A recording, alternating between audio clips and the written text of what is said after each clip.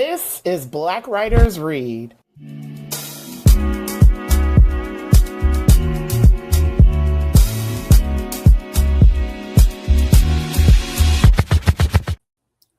Good afternoon, everyone. Thank you so much for joining me today for episode 26 of season 6 of Black Writers Read. My name is Nicole Young Martin, and I'm the founder, producer, and host of this series. As I mentioned pre-show with today's guest, I was like, so comics is a genre I'm not that familiar with, but I've been fascinated with it for such a long time.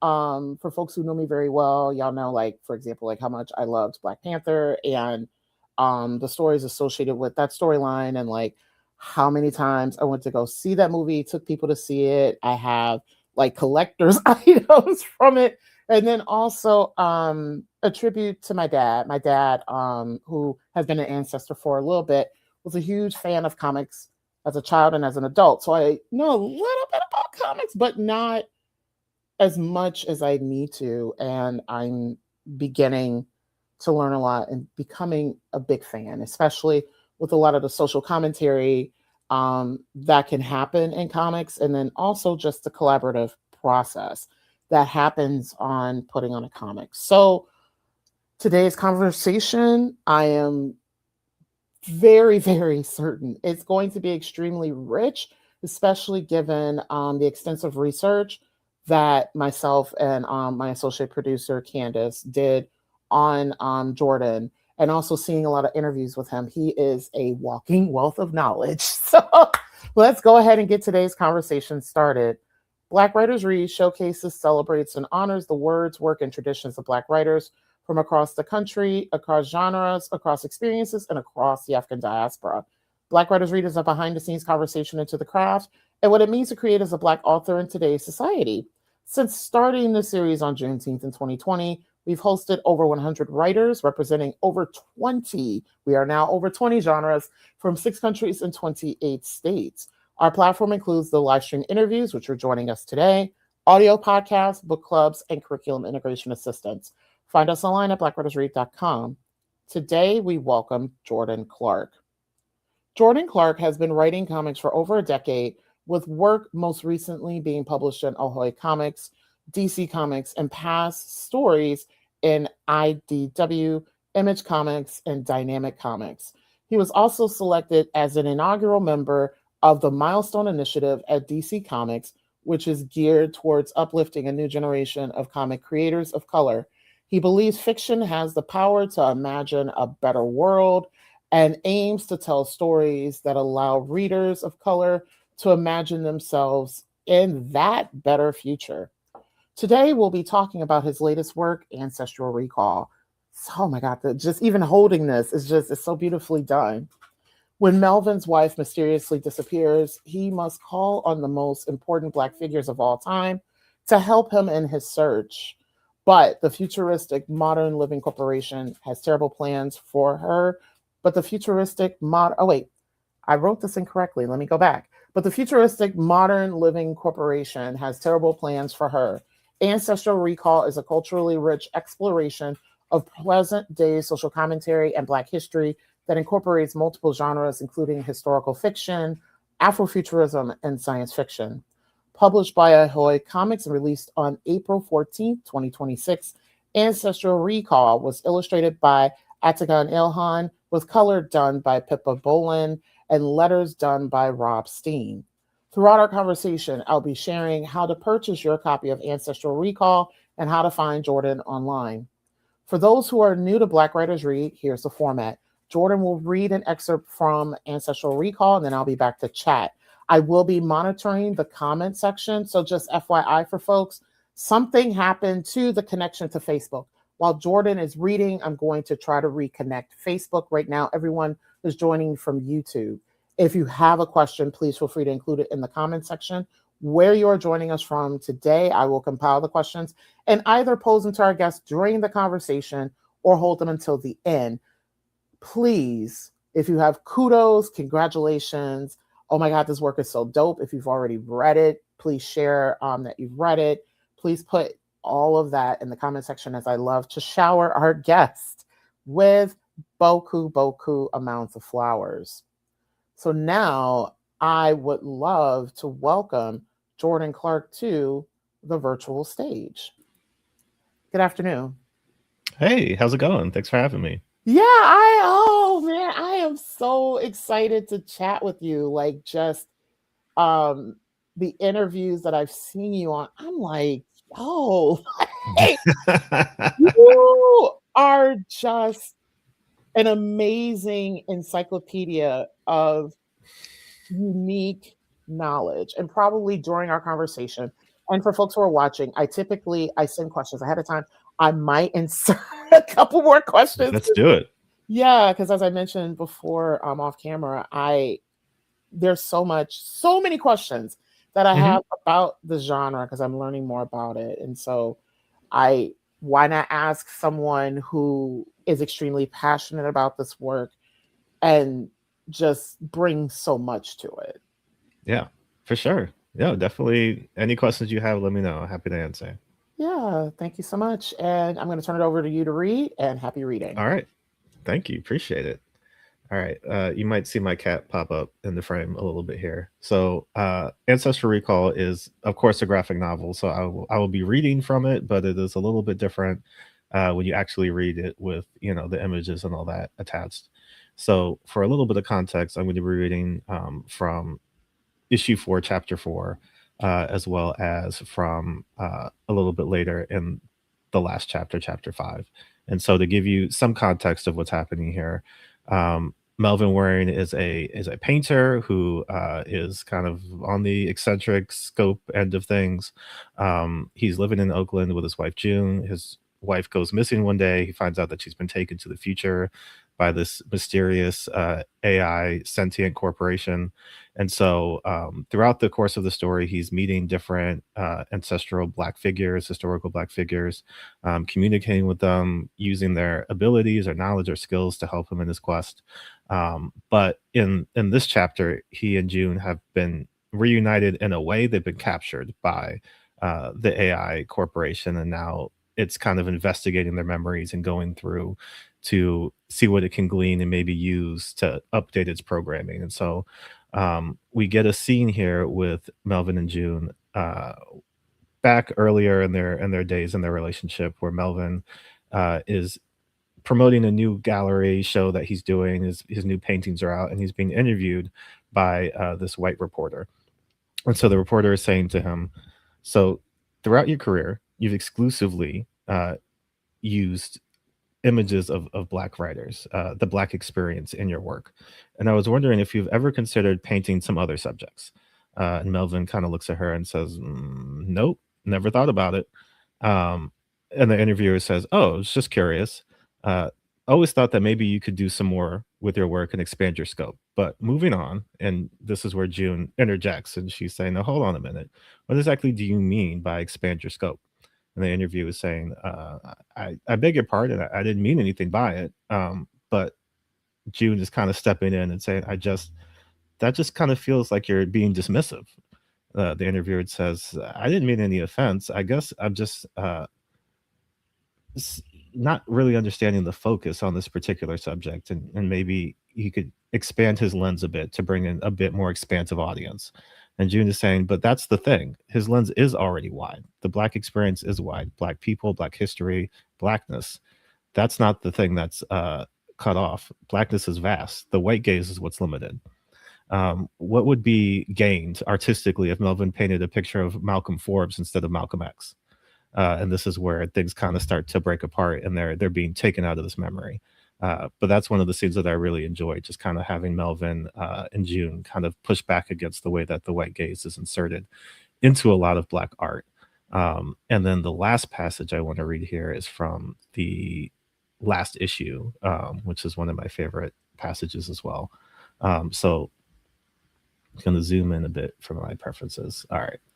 So Melvin and June are kind of face to face with this AI corporation, and they're having this last vital showdown with it. And the AI corporation is kind of trying to read them and break them down one last time. So it's telling them, "Why delay the inevitable? Humans have always been so short-sighted and emotional.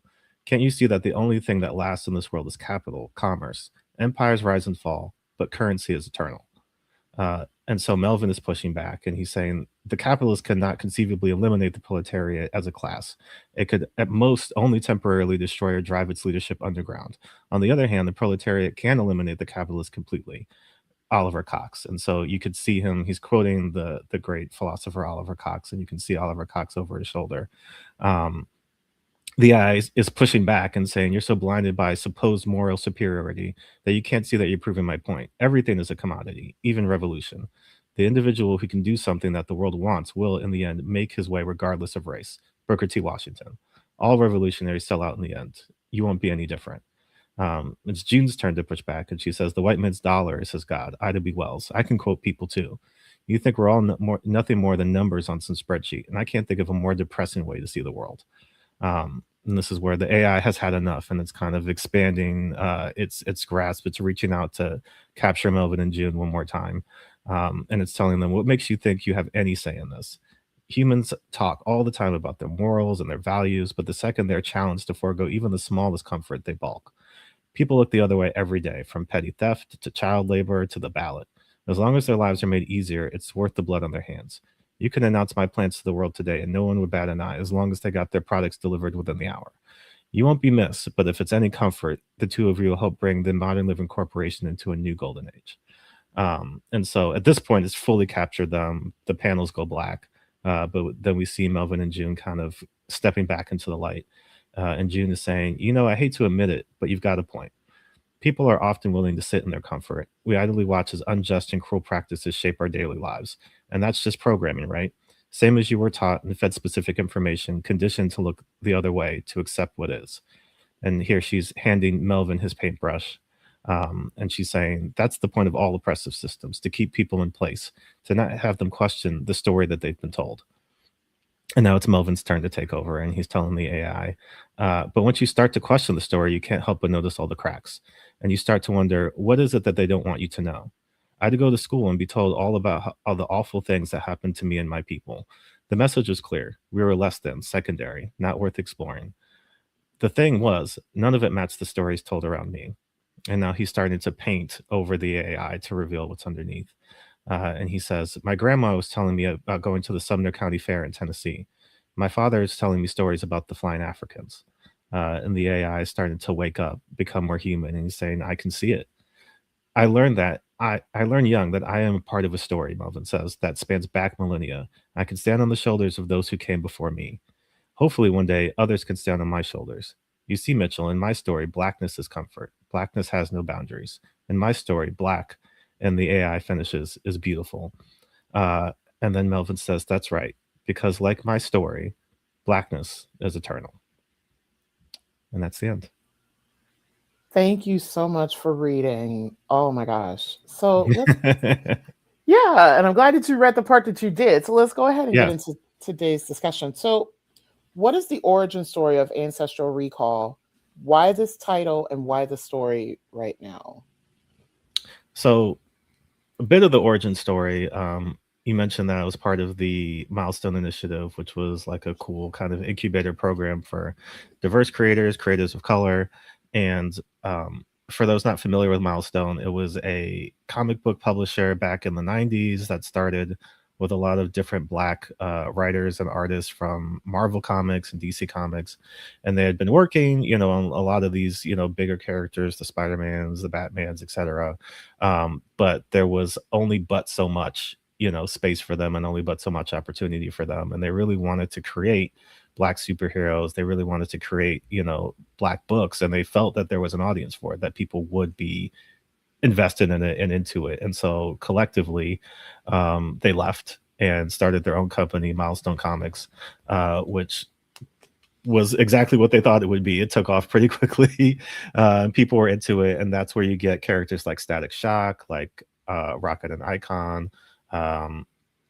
And then eventually they got folded back into DC Comics and them had a partnership. And so it was really great for me to be a part of that program, not just because we got to meet some of the people like Reginald Hudlin and Dennis Cohen, who were some of the people on the ground floor of Milestone Comics, but also because we got a chance to kind of think about what it would be like to create new works and new characters in that space. And so Melvin came to me as kind of like, if I got to do a Milestone comic, if I got to do, a character in that world of these kind of Black superheroes, or these kind of more spectacular Black characters, like what would I do? And what kind of power would he have? And I felt like the power of Black history, like using that to be able to reach back to ancestors, to people who came before us, would be not just like a very powerful imagery, but also specifically, this was happening around 2020, 2021. Like that was back in the almost quaint days of DEI and critical race theory, and all of that stuff that like feels like a million years ago, but we're just reliving the same thing with a different coat of paint on it. But to me, it was like, Black history was under attack and is still under attack. And I feel like, being able to use Black history as like the foundation of a character, what gives them power, because I feel like it gives me power as a writer, and it's just in my everyday life, like being able to look back at some of the things that people have done and accomplished, and contributed, to the culture. And so that was kind of the origin story of it. The name of it, Ancestral Recall, comes from two places, from Christian Scott Atunje Adjoa, who I was wondering, because I love him. I'm sorry to interrupt. I was like, I was going to ask you. I saw him in concert a couple of years ago. He is brilliant. Yeah, he is brilliant. And like I loved that particular album. It's an album called Ancestral Recall. But when he was talking about it and breaking it down, for him, he was speaking a lot about how he was able to weave a lot of ancestral sounds into that work, and like pull from different, not just like cultures in terms of regional sounds, like he's from New Orleans, but also pulling from like African drums and different things like that, but also how like the sound, the music is, it keeps kind of looping around, right? Like if you've ever been in a situation where like you've said something, and an uncle or aunt has been like, oh, that reminds me of so and so, or like the way that you stand, it's like, oh, that you're just like whoever. And it's like it's an unconscious thing. I feel like for us, Black culture, in so many ways, I've talked about this with people before, like I feel like a lot of Black culture and Black history I learned was almost through osmosis, just like being in a barbershop and people are talking about something, and it's like, oh, that's something I know now. Or like through reading Black writers or watching Black films, there's things that are just referenced that you don't learn about in school, but it just kind of feels like these are things that names that events that just because it's part of our culture, it's part of what's passed down to us. And so Ancestral Recall felt appropriate, in terms of the name, in terms of the power set of being able to like pull from that history in a way that's not just like, oh, I could pick it up and put it down whenever I want to, but like it's of me and part of me. And so like recalling that history, recalling these figures and these people who contributed all these really amazing things to not just Black history, but like history in general. I felt like it was a kind of an appropriate way to approach the book. Yeah, and I also want to mention too, maybe all the folks that you recall here, with the exception, like I've heard of William Bill Pickett, and of course we talked about Kitty Knox, but Kitty Knox, Marie Van Britten Brown, well, Jean-Louis Michel, I hope a lot of people know about him, but many of these folks come from periods where Black folks now, like when they write about these time periods and genres now, Black folks are completely absent. Like you mentioned, like a martial artist, Dr. Moses Powell, who I've never heard of, and every time I hear of martial arts, with the exception of oh my God, I'm forgetting the name of the 70s kung fu movies right now. With the exception of that particular time period, Blacks are not mentioned as even participating. We're extremely absent. So I have that question for later, but I just had to mention that in terms of, I love that you included very pivotal historical folks. Actually, I'm going to ask that question now. I was going to hold it. Let's go. Let's go. So Ancestral Recall honors Black history by including significant historical figures especially those who appear in moments of history where when we go back to it now, it's like, oh, Black people did those things? I'm like, Hmm. yeah. So, can you offer us a brief overview of who is included? How do they engage with the protagonist and move the narrative forward? And why are they included? Absolutely. So I guess like I'll go macro, micro, right? So like the macro, in terms of like the selection process was one, wanted to find people that were not top of mind first on the Google search, like, okay, I've heard of this person, I know this person. Not necessarily because we shouldn't, celebrate Rosa Parks and MLK and, all of these people, but because like those stories, it's not even to say that they've been told, but like that's just what you expect to know when you hear Black history. That's the first names that kind of come to mind. And so I wanted to go deeper than that, but also to find people who, like you were saying, you would have never expected or know. And when you hear about some of the stories, you're just like, wait, what? Like we were here at this time period doing this thing, like involved in this particular part of history. And it's like, yeah, like we've been everywhere. We've done almost anything that you can think of, like any sector of culture, of art, of politics, of whatever. Like there's a Black person there. Like even I'm reading this book now about Black art and like Black models throughout history, and it's like there were Black people in these Renaissance paintings, and there's Black people in these medieval paintings, and there are Black people in like some of these very early paintings. Not, yeah, I mean, obviously like Egyptian art and African art, but like in European art and like in art in Asia and art in all these other places, because Black people were there, and like and they were part of the painting, they were part of what was going on. And so it's interesting to even look back that far and say, yeah, like there they are. There are these people who maybe, because of how we've been taught through media and just generally when we talk about these places historically, Black people aren't the first people that come up, but like we're there, we're part of it. And so I wanted to do my best to kind of highlight some cool stories and some interesting figures that maybe people didn't know. So I'll quickly go through some of the names. So there's Samuel Marlowe, who was the inspiration for Philip Marlowe. Like he had some correspondence with Dashiell Hammett and Raymond Chandler. He was the first private investigator, Black private investigator in Los Angeles. So like during those times, during the big like early Hollywood boom period, like he was there helping Hollywood stars get out of jams and like all of this stuff. And he would kind of do that correspondence with some of those mystery writers, and they pulled from some of his stories to make their own. There's Sherilyn Glass, who was the first Black woman race car driver back in the 1980s. There was Jean Louis Michel, who was the greatest swordsman of the 19th century, like documented, so good that Napoleon was like, "I need you in my army," because he was a Haitian sword fighter, but like he was that well regarded that even Napoleon was like, "Got to get this guy." Maureen Van Burton Brown, who is the mother of the modern um security system, so like your ring camera and all that stuff. Like she invented basically like the first ring camera, the first kind of home security system, because she was like, I can't rely on the police to help me out when I need it, so I need to help protect myself and protect my home. There's William Pickett, who was the first Black rodeo star, star of like a lot of early silent cowboy films, and like inventor of a lot of really cool rodeo techniques. There was Kitty Knox, like we mentioned, who was the first African American accepted into the League of American Wheelmen.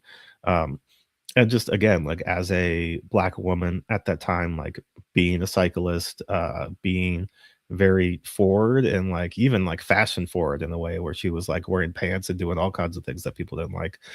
um there was Dr. Moses Powell and Grandmaster Ronald Duncan, who were like two of the foremost martial artists of their time. Dr. Moses Powell um was like one of the top martial artists in the 70s. He was selected to demonstrate at the New York's World Fair in 1965 and became the first martial artist to perform in front of the United Nations in 1971. Grandmaster Ronald Duncan is the first American ninja, not the first Black American ninja, but the first American ninja, period. And like was blackballed from a lot of martial arts circles just because they were like, who are you? What are you doing? Like Black Ninja, like that's crazy. But he was one of the foremost practitioners of ninjutsu in the world, in his time. So these are all stories that I find fascinating, but you're not going to find that in your history textbook at school, and you're not necessarily just going to stumble upon it in general. So like including those stories into this, I found has been really fascinating to see people's reactions to it, because a lot of people are like, I read the book and then immediately like went to Google, immediately went to the library, immediately went to these places because I had to know more about these people. So that was kind of my thought process of like, who can I find? And then the micro of it from a writing perspective is like, how do they fit into the story? So it'd be cool to choose. I had a whole list of people that I was like, this person, that person, this person, but then like I didn't just want to throw them in and say hi, bye, and that's the that's the end of it. Like I wanted them, like you were saying in your question, to serve a purpose in the narrative to help push forward. And so the way that Melvin's powers work is that like it's almost like a stress trigger. It's like in a moment of need, his powers kick in and he's able to find the person he needs in the moment. So like he's not choosing these people, they're connected, through I guess you could call it like the ancestral web. Like they just kind of like find each other.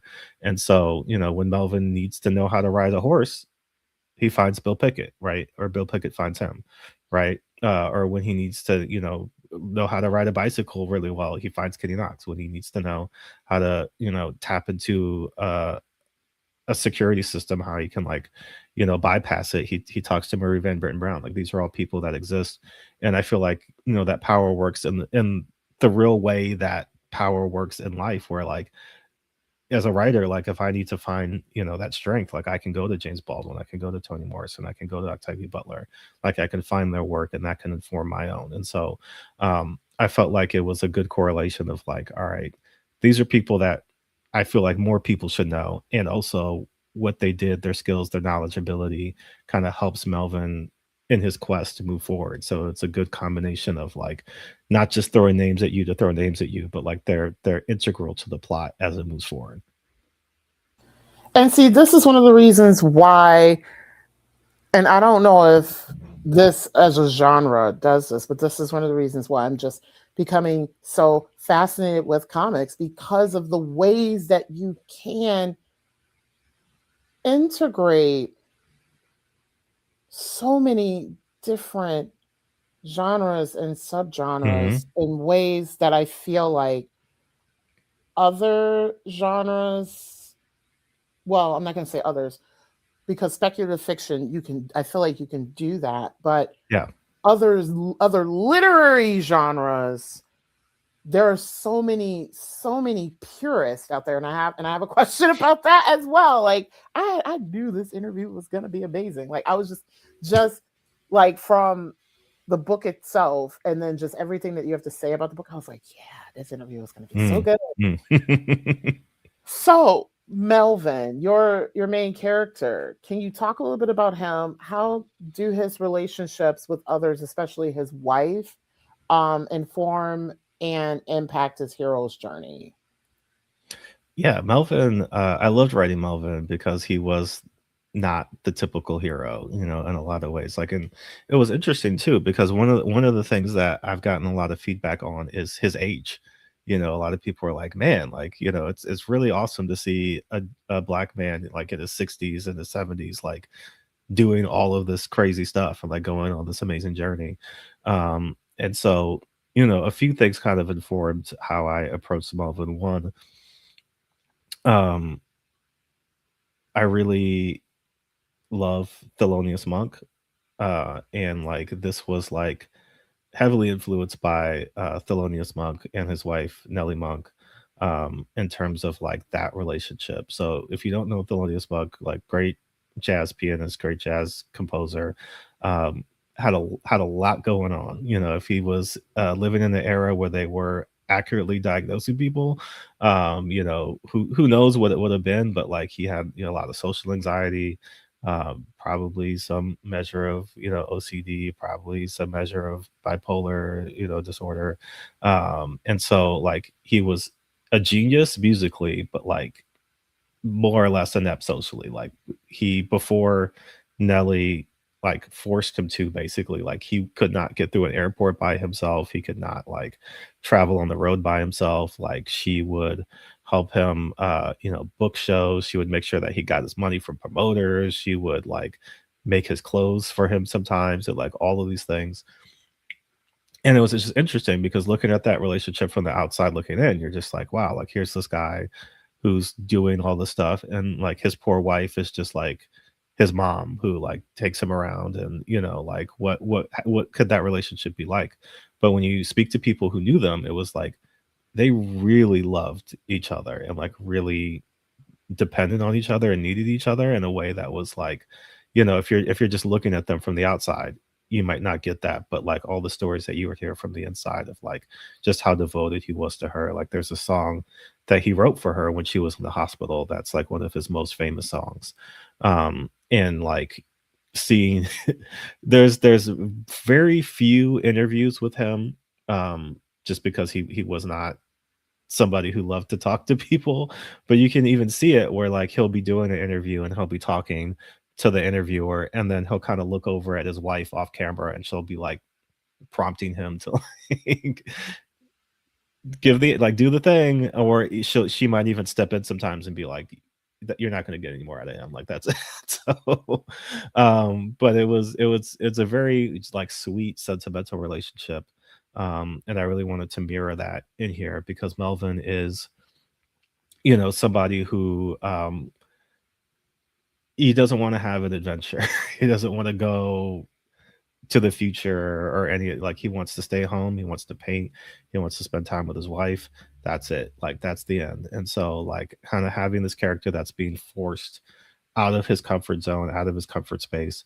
But you see him grow throughout, right? Because he's very reluctant in the beginning, but as he goes along, not only meeting all these historical figures, but like starting to feel like, the second he gets back with June, it's like he's activated again. It's like, this is my love for this person, made real. Because one of the key through lines I always tried to keep is like that relationship, no matter if he's fighting robot dogs, no matter if she's like having this whole back and forth with this like sentient AI or time traveling or like anything else, like that relationship between the two of them was kind of the core thing that I always made sure to come back to. Because I feel like for me, I'm a very character driven writer, and so if all kinds of cool things could be happening, and like this is how I am too when I'm reading something. It's like all kinds of cool things could be happening, but if I can't get into why a character would be doing something, or if a character's actions feel like they're just doing whatever the plot needs them to do at any given moment, it kind of pulls me out of it. Because I'm just like, all right, I mean, like cool set piece, cool moment, but like why would they why would they do that? Like what would motivate somebody to do that? And so Melvin's love for June is like baseline. It's like, why would you do that? Because like he needs her, and they need to be together.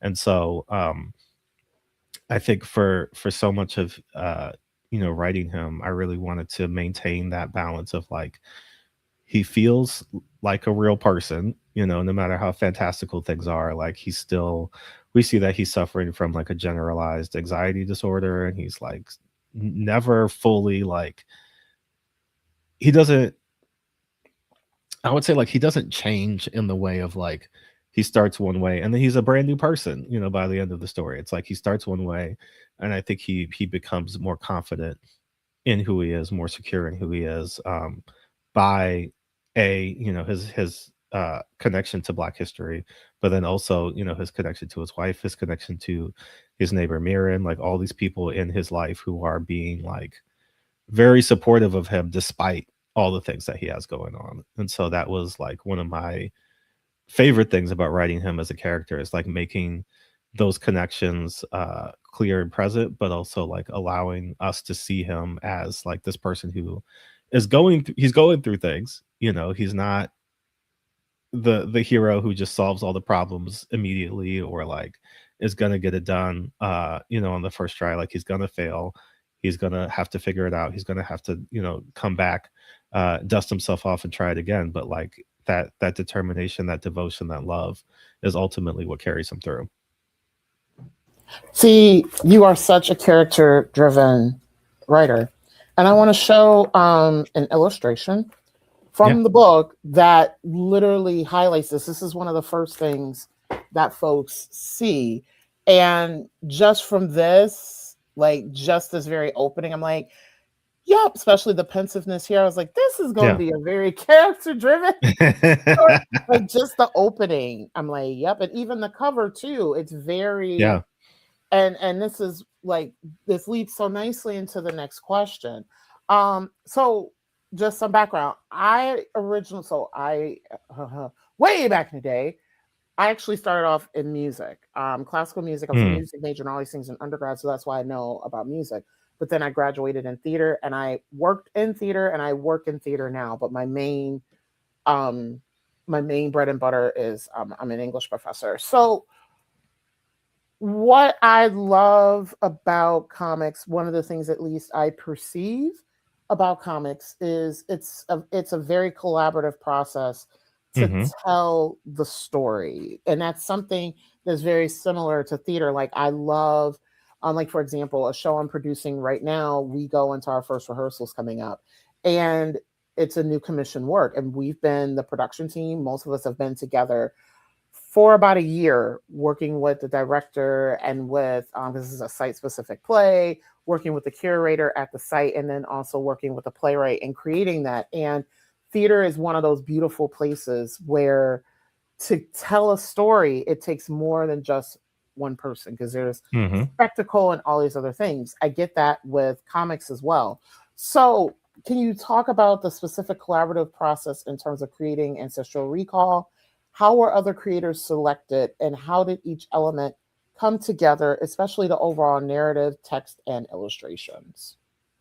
Absolutely. Yeah, I love that correlation between comics and theater, because I do feel like that is very much like comics and theater, comics and music, like any collaborative element where certainly you might say that there's a quote unquote star, you know, somebody that's kind of like driving the thing, but like they can't do what they do without everybody else around them. Like you need set design, you need costume design, you need, you know, staging and lighting, like all of these things to make it work.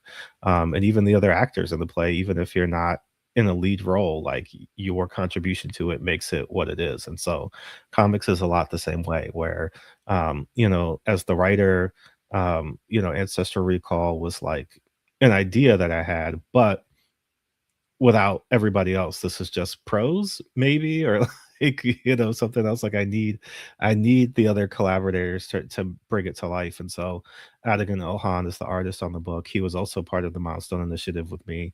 And you know, we worked together there. And then it was interesting because he was going to Syracuse University to finish his MFA. Ahoy Comics is located in Syracuse, and like one of his professors, where he was getting his MFA, is also, you know, a part of Ahoy Comics. So it was also kind of like this whole uh, synchronicity going on. But like me and him have a great connection, and I was very lucky and grateful to be able to work with him, just because he's the kind of artist that, for those not familiar with comics, like it's not necessarily that you know, an artist is in a situation where like everybody has their strengths and weaknesses, things that they do well, things that, you know, maybe it's not their favorite thing or their best thing to do. But typically when you're working with an artist, like you absolutely want to play to their strengths, right? If they draw these really like strong figures, like, and they're doing superhero work, like you want to give them the cool poses and like the moments where like the characters can look strong. If they're really good at like the intimate moments, maybe you want to use them more in these situations where like characters having these really emotional conversations, or like these smaller quiet moments. Adigan can do anything and everything. And so like being able to throw all of it at him, where I'm like, all right, this issue, Melvin's in a car chase with robot dogs and he's like, you know, doing all this crazy stuff. And then in this issue, Melvin and June are like on their first date, and like it's a really just small, cute, intimate moment between them. And now, you know, a giant AI computer is like attacking them. But now, like, you know, he's giving her this painting that he made for her, and it's like a really sweet moment. And like going back and forth between those things, seamless for him. Like he's just such an incredible artist, and the way that he's able to take a script again, a little peek behind the scenes. Like, I'm the kind of writer where comic book scripts do look a little bit like stage plays or maybe like screenplays where there's direction to them. You're telling the artist, on this page, Spider-Man is swinging in through the window, or on this page, like the Joker is like, racing through traffic, or, whatever it is. Um, but at the same time, I like to leave room for the artist to interpret, what I'm giving them direction wise. So it's never like literally draw what I wrote verbatim without any, interpretation of your own. And so there were a lot of things that Atagun added, like Petunia the panda, Mirren's pet panda, not in the original script. That's just something that he drew in there. And I was like, that's great. Let's keep using that. Let's keep going back to that. Um, and that's one of the wonderful things about collaboration is like, people bring their own perspective, their own interest, their own strengths to a project, and that can kind of balance out everything else. So same thing with Pippa Bowland, um, and Rob Steen were both, brought to us by Ahoy, but they both fit the book so perfectly. Pippa's colors really like popped and brought out so much of the, emotion of the moment. Again, similar to Adigan, she could take a moment of like, intense action and really highlight all of the different moments and like really like bring you into the scene, bring the intensity of the scene. And then, in these smaller intimate moments, like she can really like use the colors, because colors in comics are kind of like, again, you would say like lighting in a stage play, or like, lighting in a film, where it's like, the way that something is lit can really give you that feeling of like, oh, like this is big, this is intense, this is like, really building to something, or like this is really small and really intimate. And she's able to do that again seamlessly, just like Adigan. And then, Rob, again, like letters in comics are one of the most underrated things, because you're reading it and your brain isn't even really processing like how this was put on the page. You're just like, and here are the words, right? And you're just going through it. And so, um, lettering it feels like the kind of job that doesn't get enough thanks, and it doesn't. But I was very grateful for Rob to, not only just like get my words on the page, but also to kind of do it in an artistic way, which kind of fit in with a lot of the things. Rob made the logo title for us, like, a lot of the type and fonts that are used are from Rob. And so it's really a collaborative effort from top to bottom. Our editor, Sarah Litt, also, very great in the way that she guided us through this project. And so I'm always grateful any comic that I work on, all of the collaborators that I have, because I want to be as open and collaborative as possible throughout the whole process, because I feel like giving that trust to the people that you work with shows in the end product, right? You can tell sometimes in a situation where this is like one person's vision and they're kind of driving everything and everybody else is just kind of along for the ride, opposed to something where it's like, this looks like the work, the effort of a group of people to make this thing. And I feel like Ancestral Recall really is that. It's a group, it's a team effort, from all of these people to bring it to life. So I would love to know, how did you get your start in this particular industry? And you talked a little bit about this, but I would love for you to elaborate a little bit more. How does a writer navigate an industry that is as collaborative in terms of storytelling as comics? Yeah, I got into comics a couple different times. Like, it's very interesting in the way that the comics industry works, in that like, I mean, it's probably not that different from other aspects of publishing, where it's freelance work, to a degree, and you're constantly always trying to get in front of an editor, get in front of a publisher, get in front of an agent, whoever, to kind of, push the work along.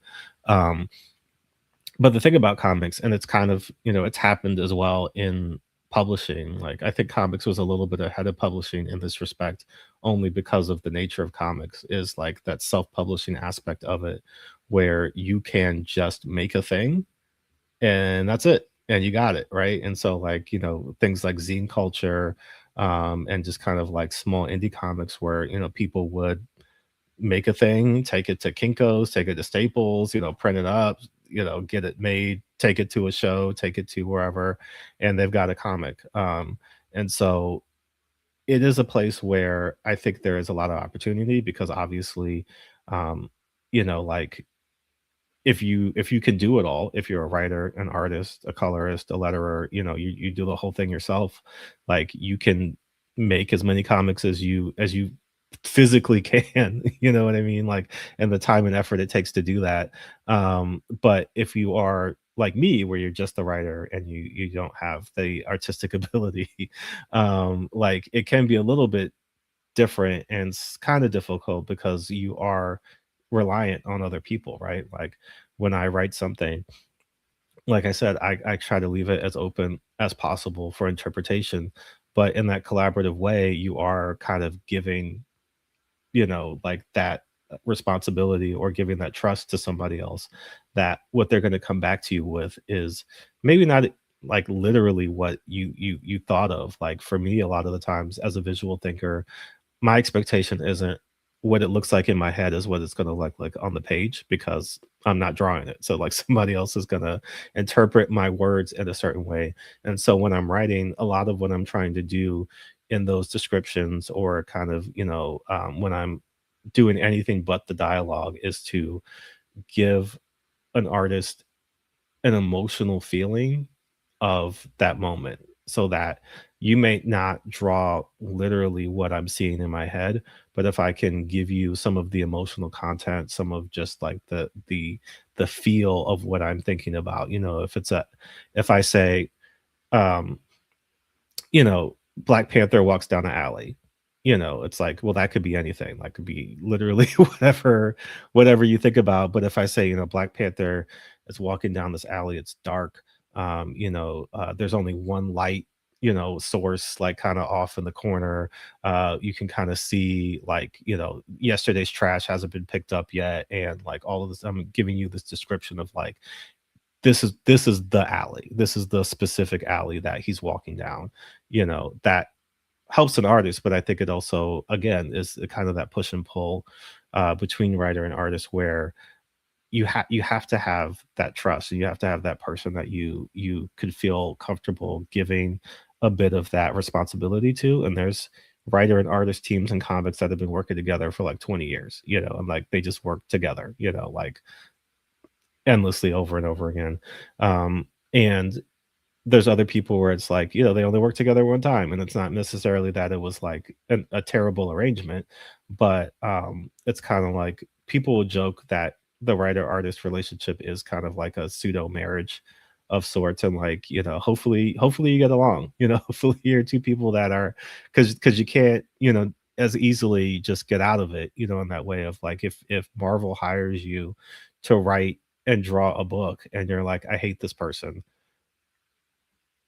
you still got to do it because there's not really an alternative, so like hopefully all of those relationships are good. But again, similar to say like a stage play, like if you're an actor, like you're not choosing the cast or the crew, like one to one. So like sometimes you got to work with people that maybe aren't your favorite people, but other times sometimes you meet people you would have never worked with in any other circumstance, and you're like, I love this person. Like, wow, like I'm so glad that we were both chosen to do this project, because now I feel like I found somebody else that I connect with, on a creative level. And so I think comics is interesting, specifically when you have people who are coming from prose into comics, because I think that they're very much used to writing. Like they do the whole job, you write everything, like you do the whole description, you do all that.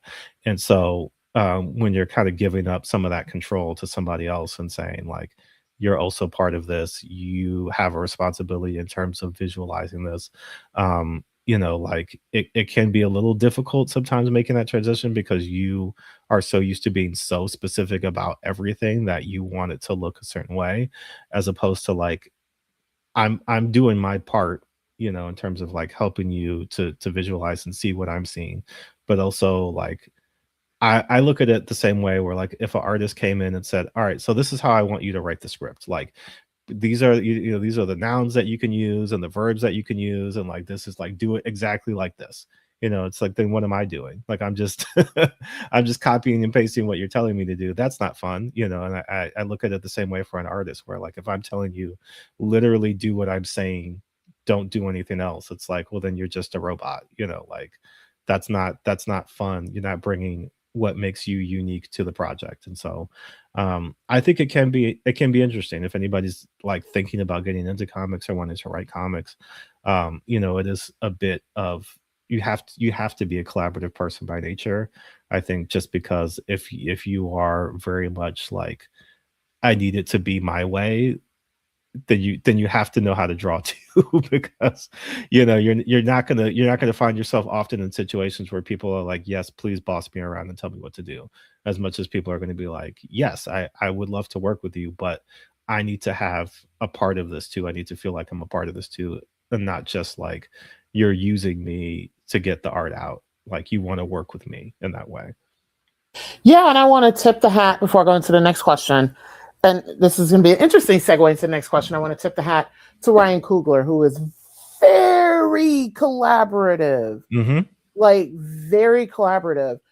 I don't have the name of his regular composer in hand, Oh, but Ludwig Garrison. yes, but that is an example of such a beautiful collaboration, like watching Mm-hmm. a lot of Ryan Coogler's films and then seeing interviews with either the two of them together or individually, and hearing about like how much Ludwig has a lot of control in terms of the soundscape that he designs. And Yeah. I'm just like, thank you, because he is brilliant. I'm like, Mm-hmm. yo. And to hear also too their story of they were like roommates in like grad school or something like Yeah. that. And this is what I tell a lot of my students: you have to be very open to who you will collaborate with, because in many instances sometimes your dream collaborators may be people you never would have thought of, like Right. with Ludwig. And I hope I'm not speaking out of the side of my neck, but when I first heard his music and I saw his face, and I was like, this is a white dude from Oh Europe. yeah. For Yeah. real? I was like, wait. And if, all of that was discounted, we wouldn't have gotten the award-winning soundscapes, the Mm-hmm. Oscar award-winning soundscapes that we have. So, great segue into the next question. So, in other interviews with you, you've talked a lot about how jazz informs your work. And Yeah. honestly, thinking about like Melvin as a character, I see a lot of. So I'm a huge fan of John Coltrane. Okay. And like I'm even more so a fan of his like life story in terms of the whole, he was this like prodigy, amazing, then played for Miles Davis and all these other people, got so entrenched by like the gigging culture, got addicted to drugs, all these things, got fired, and then he went into like, you know, moments of solitude, Mm-hmm. detoxed on his own, which I will never recommend anyone to do, had Mm-hmm. the spiritual awakening, and then this is how we got a love supreme in some of his later works. And Yeah. it's sad that it occurred like right before he died. I'm not saying that Melvin dies, but and, and also hearing too the Thelonious Monk connection. So I love that jazz and music have such a heavy influence in your work. So I would love to know more about some of the other musicians. Like I know you talked about Sun Ra, who, for folks, if you don't know who Sun Ra is, please look him up. Like he was such a gateway artist, and like Mm-hmm. just like Octavia Butler, brilliant beyond his time. So I would love to know of other musicians, composers, and other Black creatives like writers, activists, illustrators who you look up to, and how does their work inform your own? Yeah, absolutely. I mean, in much the same way that you were talking about John Coltrane, one of my favorite jazz musicians and just like creative heroes is Sonny Rollins, who, in much of that same way, like young prodigy, he got his start, playing alongside, Miles and Dizzy and, all those people. And, also, got into drugs and, some other things and kind of had to pull himself out of it. But at the peak of his career and the peak of his powers, when everybody's like, oh, Sonny's, is he the best, tenor saxophone player in the world? Like, is he the best, saxophone player in New York? Like, is he better than all these other people?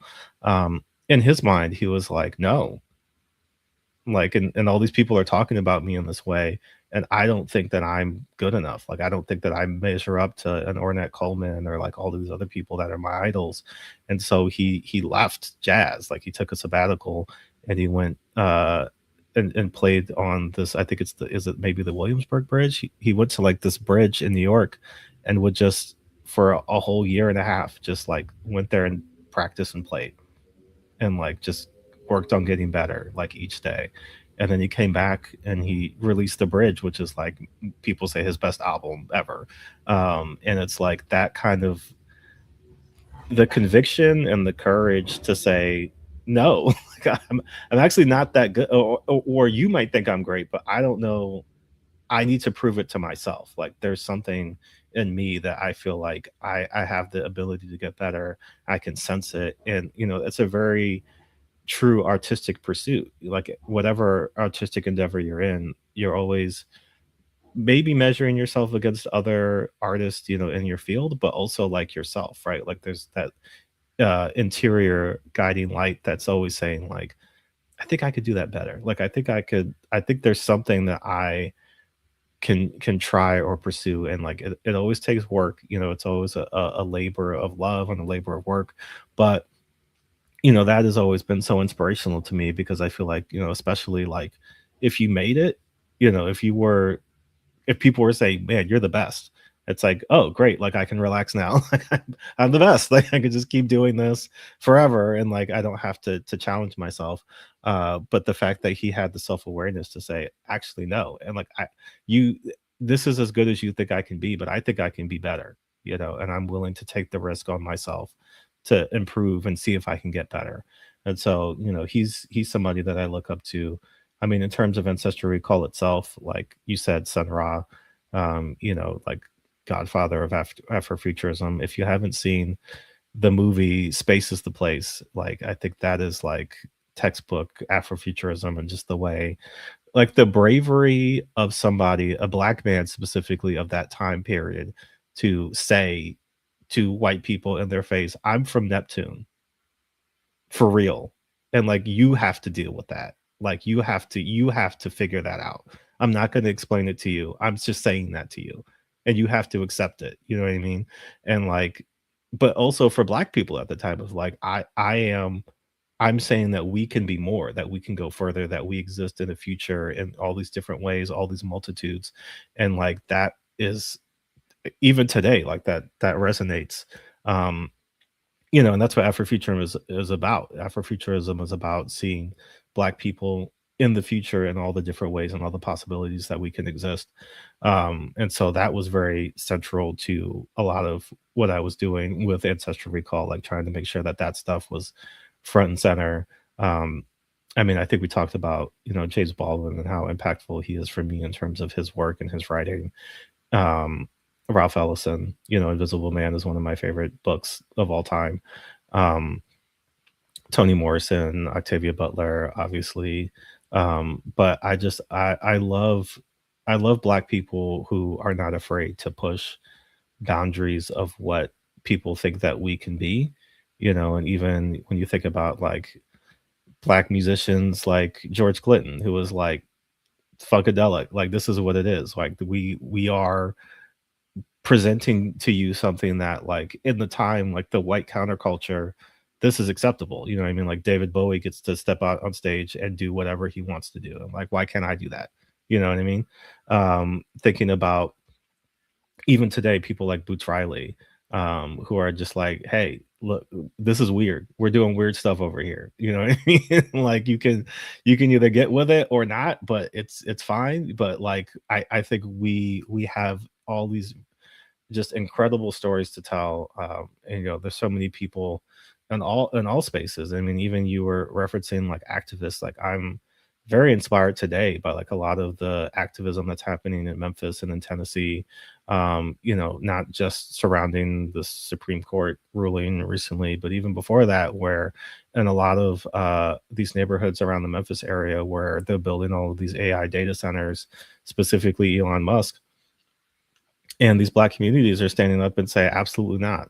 Like, you know, I mean, you have already done enough to us in this area, in these neighborhoods, and we're willing to fight and push back against the richest man in the world. You know, like we're willing to take that fight. And so, you know, all of that stuff inspires me, from music to culture to writing to film. You know, I feel like I'm inspired by black people of all kinds, from all, you know, walks of life, doing all kinds of things, because I feel like, um again, like you said, it's very easy to try to shrink things down, you know, and I think that's what a lot of larger culture will try to do, is to, you know, within the white gaze, shrink things down.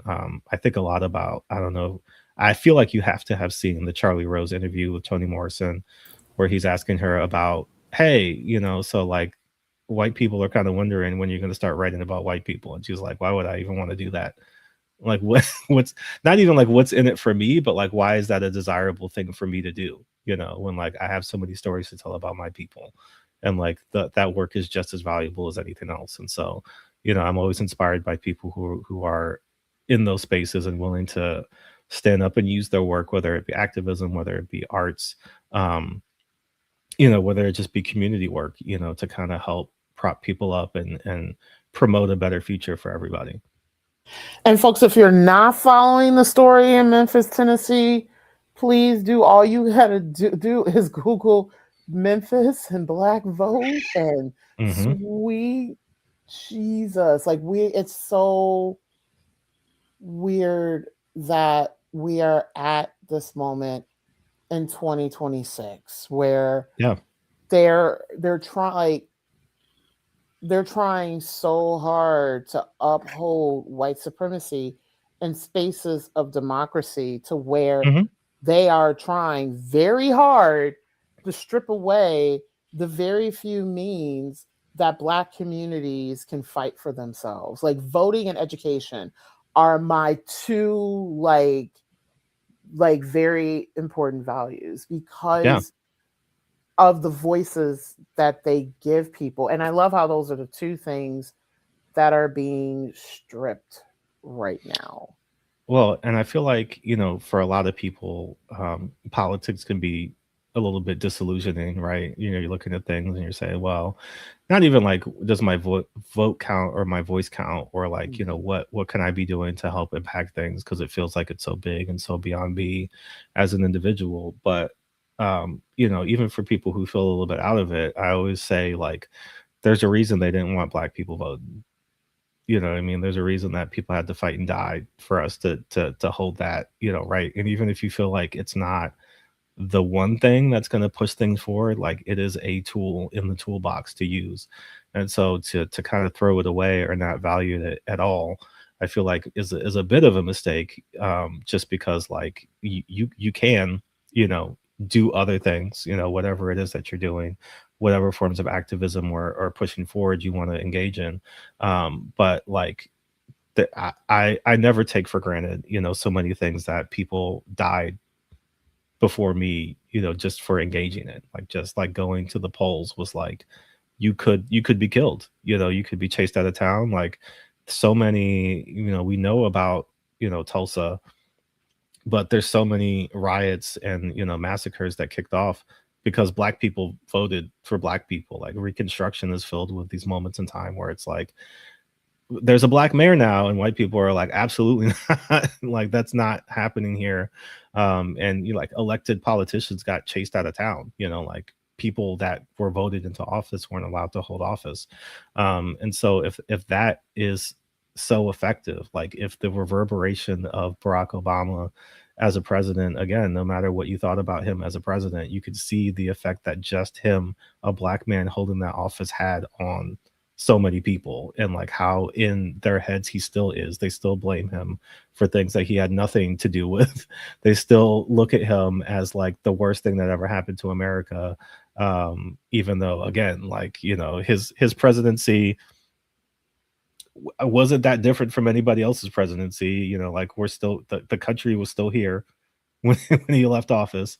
And so, you know, I feel like that's one of those things where, again, like, history has the power to inform us in this moment. People forget that that wasn't that long ago. The 60s, the 70s weren't that long ago. There are people alive today, you know, my parents included, who knew what it was like to not, you know, live in a space where you could vote easily. Like, there were riots, there were moments where people were in the street, you know, like, violently pushing back against Black people's right to vote, Black people's right to go to schools, Black people's right, you know, to eat, and, you know, lunch counters and all kinds of places. And so, you know, even though, again, we might feel privileged to live in a time where, like, you can just go into CVS, or you can go to this restaurant, or to the movies, or, you know, all these things that used to not be allowed. Like, don't forget that that was not 600 years ago, 1,000 years ago. That was, like, within multiple people's lifetimes, you know, who are still with us today. And so, like, it's important to not let these things go quietly, because, you know, again, people fought and died for us to be here to do these things. And so, like, you know, part of, unfortunately, the price of freedom sometimes is you got to fight for it. So, And speaking of the price of freedom, this is an aside question that I just thought of when you mentioned that evil, evil man, Elon Musk. Oh, okay. I am curious in terms of, like, AI in comics, and this is going to be a really, really large question. sure. But in AI, for folks, if y'all don't know, AI, for me, it's a complicated discussion. As a creative and an educator, I am like, well, it's twofold. As a Yeah. creative, I'm like, AI is like one of the most dangerous things out there. Educator, one of the most dangerous things out there. However, I tell students, your writing needs to be original. However, thanks to No Child Left Behind and a lot of other school systems and policies, many students, their reading comprehension skills are terrible. So Hmm. I'm like, you can go to AI, prompt it with a question, and see if it can help you to better understand the text.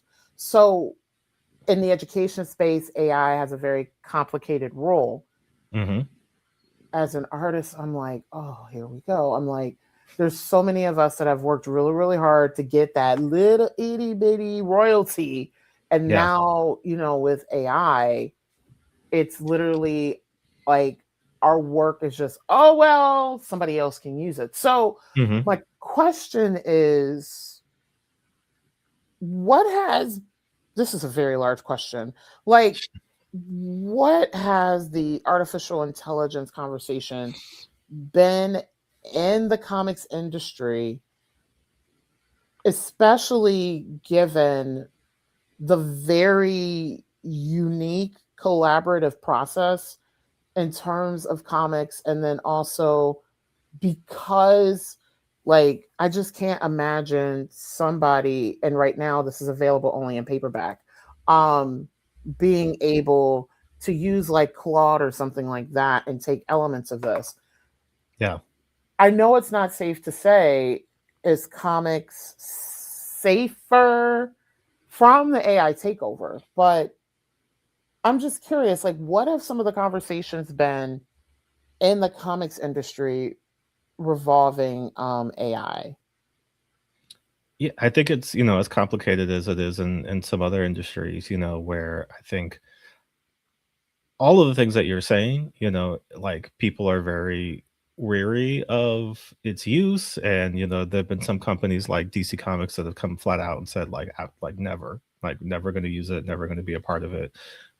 You know, of course, like, you know, a lot of other industries, there's some people who are like, this is a tool, like, we can use it, we can make comics better, you know, through AI. But, you know, for me, I feel like, you know, a couple things. One, I mean, obviously, when you're talking about what is the point of artificial intelligence? What is the use of artificial intelligence? Like, I would highly recommend everybody read a book called Empire of AI by Karen Howe. This is a book that dives deep into like a majority of it is about Sam Altman and OpenAI, because she was one of the first journalists that had access to them, and was, speaking with a lot of the people who are working there and following that company. But expands into AI, in a larger way. And so the very end of the book shares a very interesting story where, because she wanted to say, well, like, what can this technology be used for? What could it be good for? And so she shares the story of these two anthropologists in New Zealand who are trying to keep an indigenous language alive. Like, there's not a lot of native speakers left.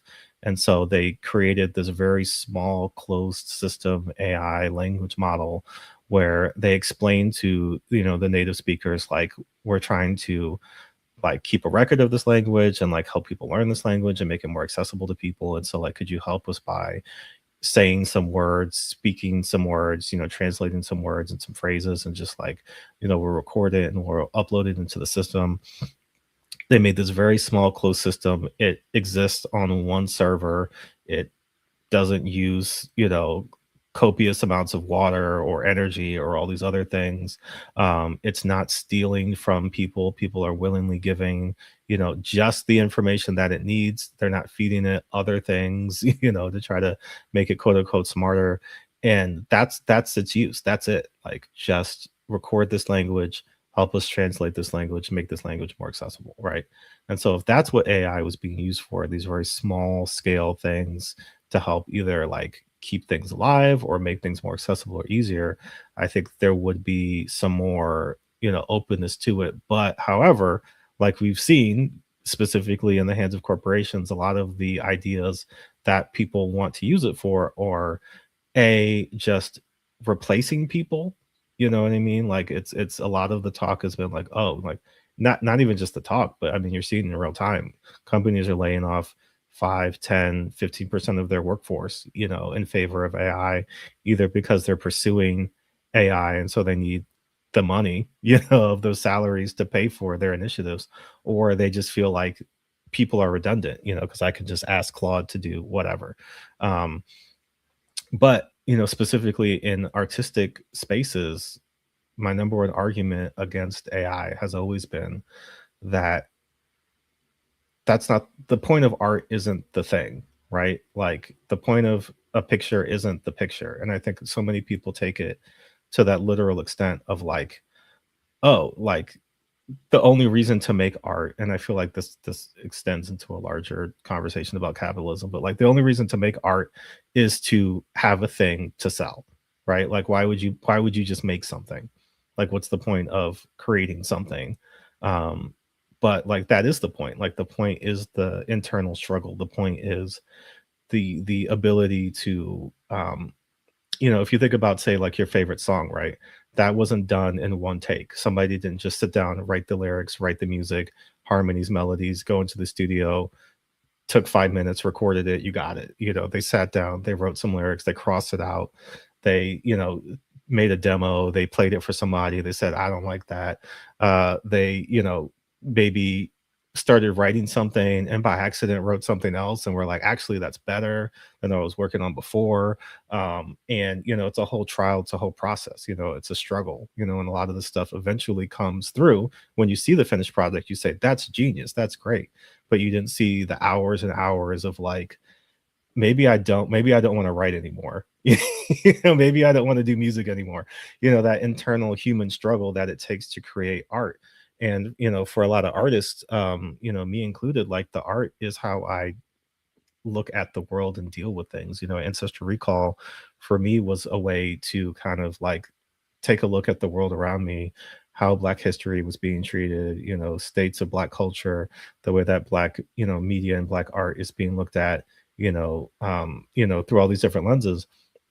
And it's how I processed, a lot of the stuff, and I made something, and that was the end result. But, like, for me, the process of making it helped me see things clearer, helped me ask myself specific questions and, like, navigate how I was feeling or looking at the world or thinking about things. AI is not going to do that. AI, like you could tell AI to make you, Studio Ghibli picture, but like, what does that mean? Like, what does that picture mean? Now you have a thing, but like, it doesn't. That picture doesn't mean more to you than that picture that you took with your friends in middle school, right? Because it's not real. Like the picture that you took is real. The picture that holds the memories is real. This picture that a computer made for you is cool, I guess, maybe, but like, it's not. It doesn't have any lasting memory or lasting value to you, and so in the comics industry, like, could AI draw an issue of Batman? Like, I guess maybe, but it would be stilted, it would be lifeless, and I think the number one thing that people don't necessarily see or understand about AI is like it's not smart, right? Like, it can't actually think. So all it can do is take the information that you put into it and remix, regurgitate, recreate it in some shape or way, however you're prompting it.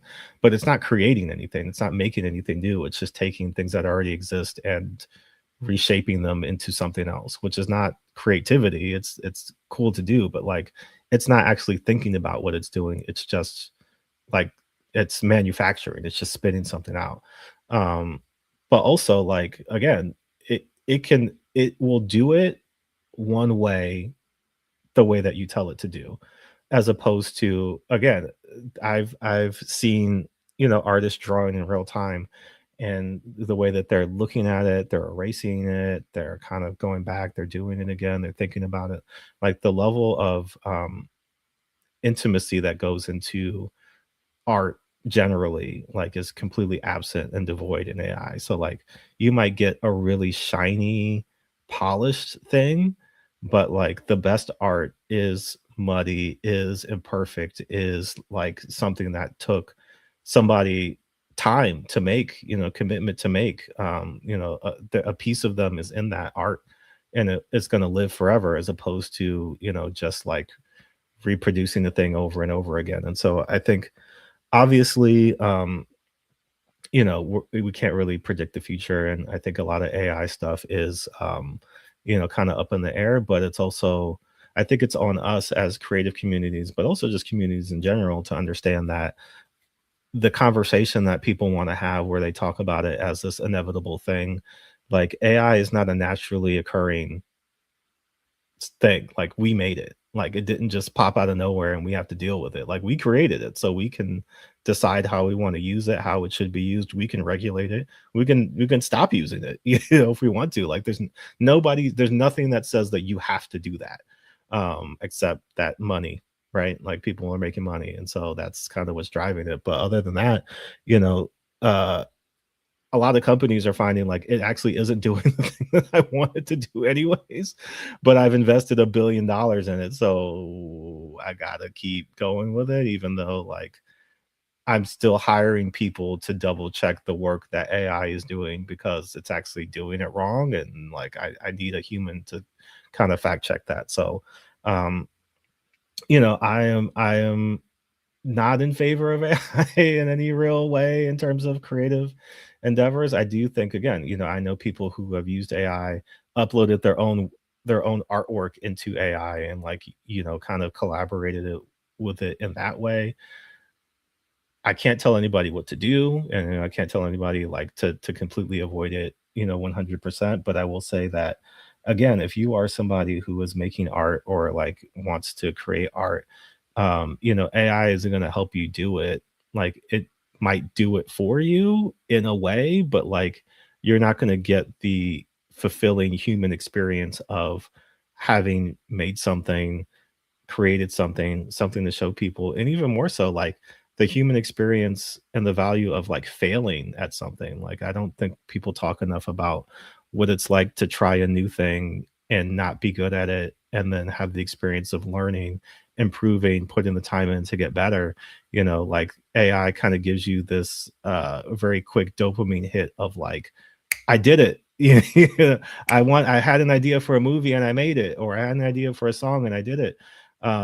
But like, it's like any other addictive experience, where like, that dopamine hit gets less and less and less and less over time, because like when you just get it instantaneously and you don't have to work for it, it lasts a second and it's gone, you know? And so like being a creative, being able to kind of keep that creative high, like when I finish a project, relief, right? But also like I did it. Like I actually I got to the end of the road. I finished it. It's such a great release and great feeling to like have struggled through something, worked on something, and got to the end of it. And you know, whether it's the best thing I ever did in my life, or whether it's like, all right, you know, that was cool. Like I learned something from it. It was a process that I went through. I enjoyed it. You know, and I can say that I, you know, for better or worse, flaws and all, made something, right? As opposed to, hey, I hit a button, I tapped a few things, there it is, you know. So I could talk about this forever, but that's my my very quick AI rant. Yeah, and this is why, and I'm gonna try to control my rant so I can get to these last two questions. But like, I have major beef with consumerism and capitalism, because, especially when it comes to art, because what I've seen happen, especially like in film and television with all these reboots and stuff, where it's like, oh, this worked here, I need to make this money, so I'm gonna like redo the thing. And I'm like, and this is also too why I am someone, when something is extremely popular, like the musical Hamilton, I question it. I'm like, I'm like this, because for me, typically something that is extremely popular is not really slick. It's literally sometimes copying something else that someone else did. And and it's, what's funny is like, I work in theater, but there's a lot of theater and there's a lot of musicals that I can't stomach. And it's because I'm just like, okay, let's talk about, like, this makes money, but this makes money. Why? Right. We've fallen into this trap of, and this is why I've seen some television reboots not work. Like, and I'm a huge fan of the original Frasier. When the reboot, I was like, y'all are trying too hard to ride the coattails of something that was once successful. Like, just stop, create something new. And I believe like this season on Broadway, and I forgot who I was watching who said this, and my apologies because I don't want to take some the credit for someone else's original thought, but they were like, this is going to be the first Broadway season coming up where there's not going to be a lot of musicals. And a lot of musicals typically over the past couple of decades have been like adaptations of like popular movies, or like storylines that are already popular. And I'm just like, I don't know, like when it comes to me in art, I don't need to be educated all the time.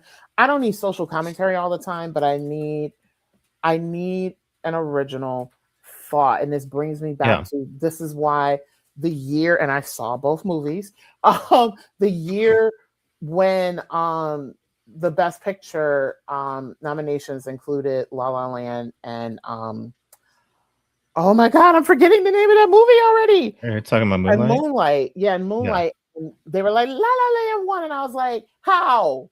But again, a lot of people felt it popular. But then when Moonlight won, I was like, yay! Because Moonlight for me was a very original concept. So I can go on all day talking about the dangers of consumerism, capitalism, and art. Like, they're like, art needs to exist for a reason. And I also love to, like, I love, like, for example, Audre Lorde. I love that. And when it comes to, like, because I write poetry, when it comes to a lot of my poetry, I've rewritten a lot of things and revisited a lot of things, because I'm just like, that's what art should do. Like, I need to be able to grow, look back at my work and say, oh, I need to revisit, I need to rewrite, I need to redraft.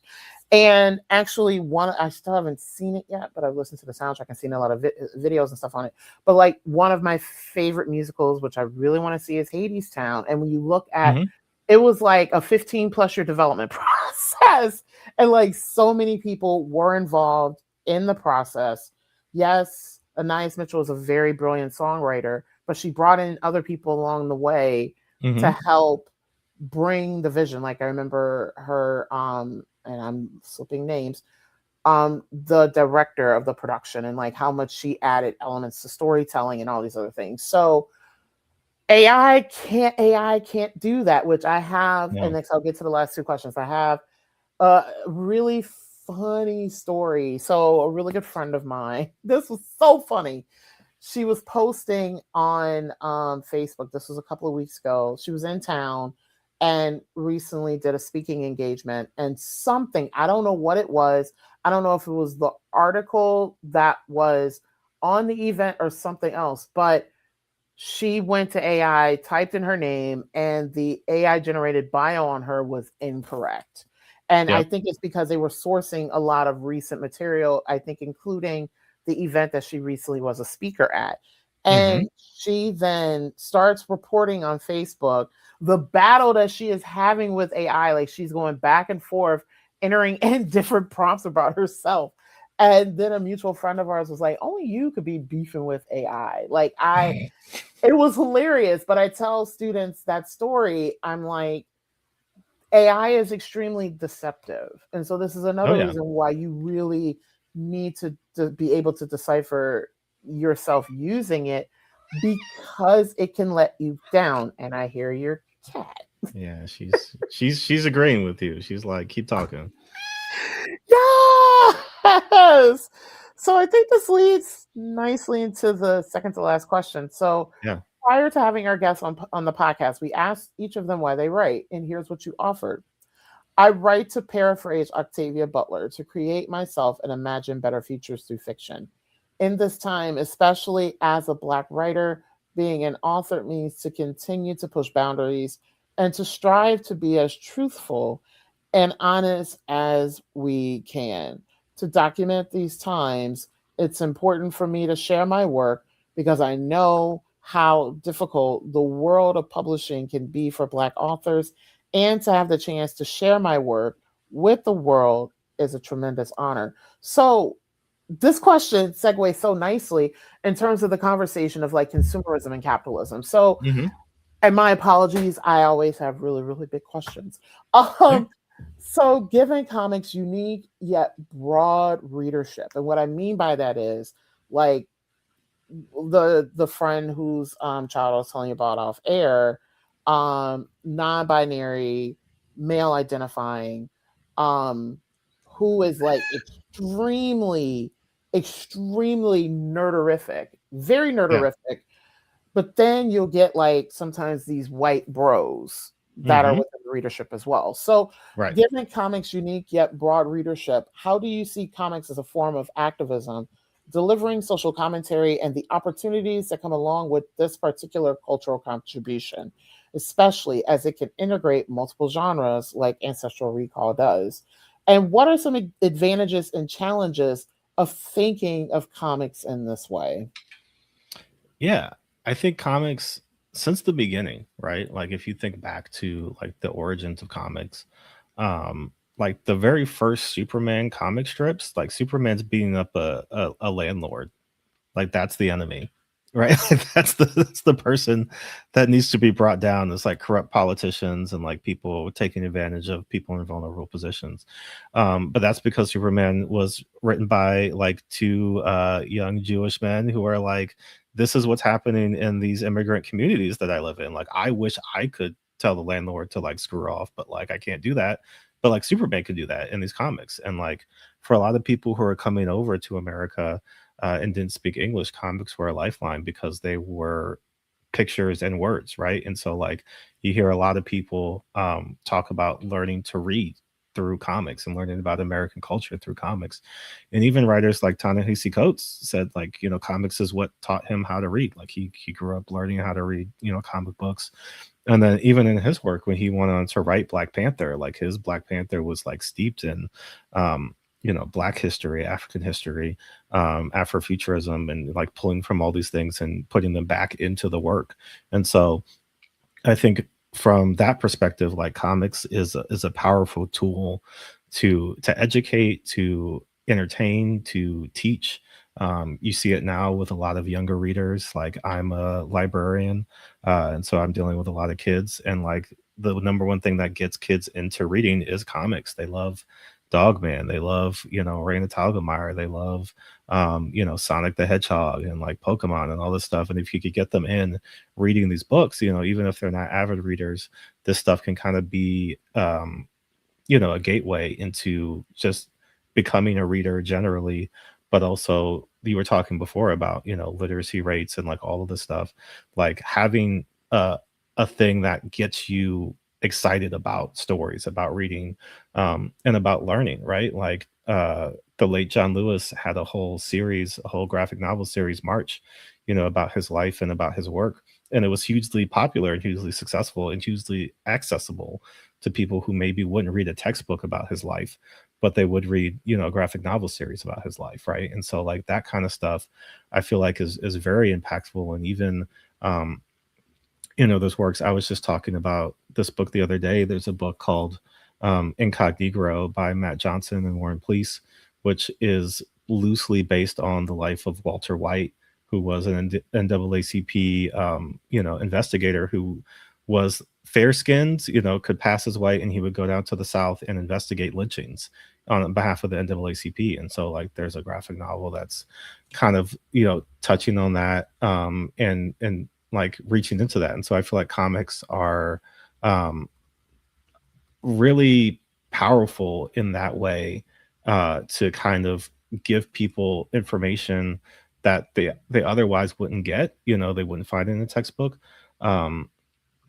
Another book that I really loved that recently got more play just because of how the Marvel stuff was blowing up and the Captain America stuff was blowing up, Truth, Red, White, and Black, which Marvel put out a long time ago, and then they didn't publish for a long time. And then finally, because of the success of Captain America, they published again. It's by Robert Morales and Kyle Baker, and it's a book where the original Captain America is black, and he's black because they were doing basically the Tuskegee experiments with the super serum on black soldiers before they gave it to Steve Rogers. And so like that kind of thing where this is entertainment and all of that. But if you were to read that, similar in the way that people saw the Watchmen TV show and they saw everything that happened with Tulsa and they were like, oh, it's crazy. What a crazy thing. Like, imagine if that happened in real life. And people were like, that happened in real life. And they're like, oh, no. It's the same thing with this, where people are like, man, it would be crazy if they did something like that. And like, actually, they did do something like that to black people. And so I think that's, where comics has that ability to teach, to educate, and entertain all in one go.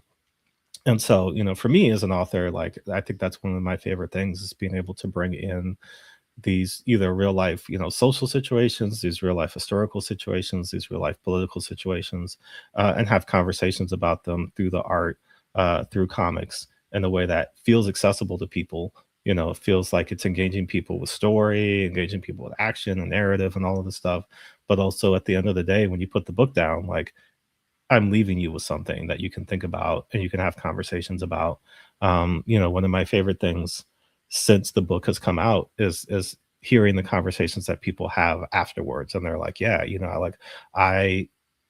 I read this book and then I was telling my friend about, Samuel Marlowe and how he used the inspiration for Philip Marlowe. And we got into, this whole conversation about how, all these other black people that I didn't know were the inspiration for this thing or that thing. And like, it's a gateway to kind of keep people thinking and keep people engaged. And so comics for me are, my medium of choice. It's the thing that I love to do and the thing that I love to work on. But also I feel like it's such a great medium to bring in the quote unquote reluctant readers, right? The people who maybe are not, if you handed them, a 600-page novel, they might say, I don't know about that. But if you hand them, like a 125-page graphic novel, they might say, okay, I'll read that, and like you see it even with, again, children's literature. Like there's graphic novels versions of A Wrinkle in Time. There's graphic novel versions of The Hobbit. There's graphic novel versions of, even like Shakespeare and like all this other stuff where like if you handed a kid A Midsummer's Dream and said, read this, they might say, but if you handed a kid the graphic novel of A Midsummer's Dream, they might say, oh, Okay, I can get through that. And so that's what I love most about comics, is that like its ability to bring in, like you said, these very wide, diverse readership of people who like, you might have some people who might look at a work like Ancestral Recall and be like, ah, that book's not for me. But I've had so many people who, have read the book and passed it to a friend, who passed it to a friend, who passed it to a friend. And they were like, yeah, like my friend says they didn't really read comics or graphic novels, but they read this book and they were like really excited about it. And now they want to read more comics. And like, I feel like that ability to kind of bring people in a way that feels accessible to them, that feels like it's not as challenging, even though please do read novels and poetry and plays and like really anything you can get your hands on. But like, if comics is a way in for you, if comics is something that makes works more, accessible to you, there's graphic novel versions of Slaughterhouse-Five, there's graphic novel versions of The Great Gatsby, there's graphic novel versions of like all of these books that maybe you're not going to sit down and read, the specific piece of literature, but you might read the graphic novel version, which might lead you back to the original version, which then will get you kind of into reading more. So that's how I look at it, as comics is the gateway. It's the way that can kind of get people in, and give them something that feels, closer to what you might consider when you're thinking about prose and other stuff like that. But maybe they're just the idea of reading a novel might be intimidating to them or not as interesting to them, but comics can kind of get them on the path back to reading or into reading in general, and then that will lead them to everything else. Nice. And I love how you talked about like how graphic novels can be adaptations of different things. And I've mentioned Mm-hmm. this on several other episodes. This is the cynic in me. And as I look at it, I'm like, wow, what would it be, especially now since they have higher ground? Mm-hmm. Wow, what would it be like as I'm looking at this big ass book? What would it be like if Barack Obama did a Promised Land as a graphic novel as opposed to this 700 plus page Absolutely. book that I have not read yet because it is massively large and the print is like this big? Like I'm sitting, Yeah. I can literally point at it on my shelf. And I remember when I got in the mail when it first came out, and I'm like, I have a month and a half this summer break before I do my next gig. And I'm like, Yeah. do I want to read it? I don't know. But if it were a graphic novel, I would probably read because it wouldn't be Right. as long and dense. Absolutely. Yeah. So, Jordan, my last question for you, and thank you so much for an amazing conversation, Yeah, is absolutely. what is next for you and how can the Black Writers Read community support you on this journey? For sure. I mean, still very much pushing Ancestral Recall, available wherever you get your comics, at comic shops, available in bookstores as well. So very much like trying to get out on the road, to different book festivals and different comic cons to kind of push that and get that in front of people. Working on some more comics, through different publishers, some short stories and some other series that haven't been announced yet, but hopefully I can talk more about that soon. And then trying to continue, just doing my own original work. Like my thing has always been not really waiting for somebody to tell me I can do something. Like I'm just gonna do it. So like, I've got ideas and things that I'm working on.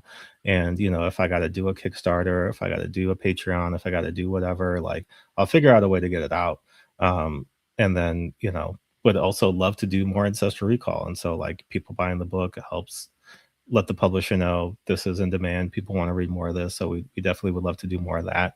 Um, I will plug quickly my own podcast that I do with my friend Cameron, which is called The White People Won't Save You.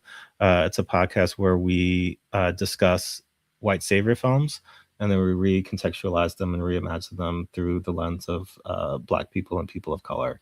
So we've done, everything from your Green Books and your Driving Miss Daisies to White Karate Man movies and all the other kind of crazy nonsense we did. I don't know if anybody's ever seen Ernest Goes to Africa, like all these like wild things that you would not know or even think about, or even stuff like we did Cool Runnings, which is like, you see Cool Runnings as a kid and you're not really thinking about it in that viewpoint, but then you go back and you look at it and you're like, that's kind of weird.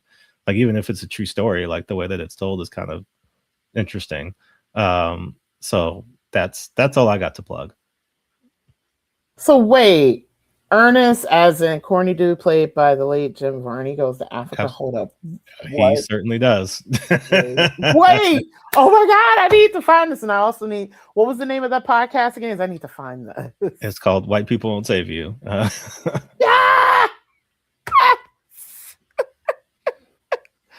Oh my gosh, I love it. And there's just so many things that are still coming out that we're never going to be done. Right, your podcast, y'all got decades. Yeah. Yes.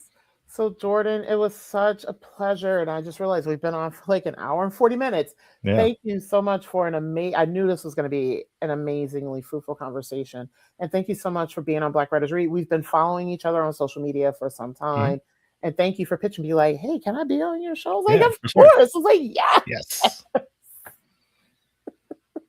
Yeah, no, definitely. I really appreciate you having me on, and just generally the work that you do to help support Black writers. So much appreciated. Thank you. So I'm gonna go ahead. Can you stay on for just like I'm gonna take you off, but if you can stick around for like a couple of minutes, I want to wrap up just a couple of things. Yeah. So thank you all so much for joining me for episode 26 of season 6 of Black Writers Read. I'll be back in a few weeks with our next guest, and then to also announce, oh my God, this will be what our like 6th or 7th Juneteenth special, what we'll be doing for Juneteenth. So follow us on Instagram at Black Writers Read, and that's where we'll be announcing what will be up next. Support Black Writers Read by subscribing to my YouTube channel, Nicole Young Martin, where many of you are joining us from today, or find the audio podcast, which is available on Apple Podcasts, iHeart, Spotify, Amazon Music, wherever you get podcasts. There, not only do we post the interviews from the live broadcast, we also post a lot of bonus material there. While you're there, subscribe. Also subscribe here on YouTube, drop a review, as all of this helps the algorithms and it helps other people to find us. Please, if you are so able and moved, support us on Patreon. We're on Patreon under Black Writers Read. This is a independently funded, independently produced, award-winning virtual platform. So any and all of this support keeps us going. So we definitely appreciate it. Visit us online at blackwritersread.com to learn more about the podcast. So thank you all for joining us this afternoon, and more importantly, for ensuring that Black writers continue to matter. I will see you in a few weeks.